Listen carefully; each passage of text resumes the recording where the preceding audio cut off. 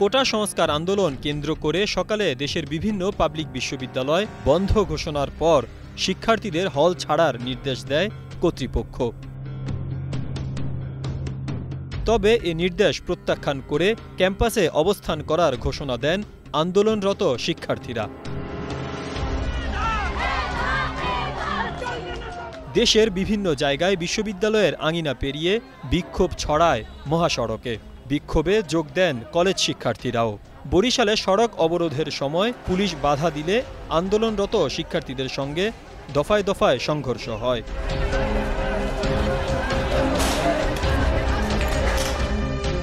এতে আহত হন যুগান্তরের সংবাদকর্মী শামীম আহমেদ ও মেট্রোপলিটন পুলিশের উপকমিশনার আলী আশরাফ ভূঁইয়া।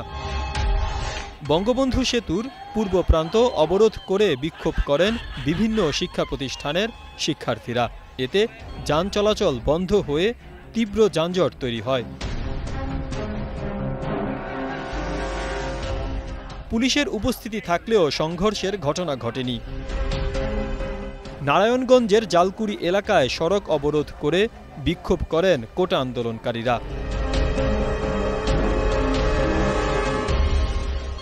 শরীয়তপুর, ফরিদপুর ও ফেনীতে বিক্ষোভের সময় পুলিশের সঙ্গে সংঘর্ষ হয় আন্দোলনকারীদের। Syed Raihan, news time.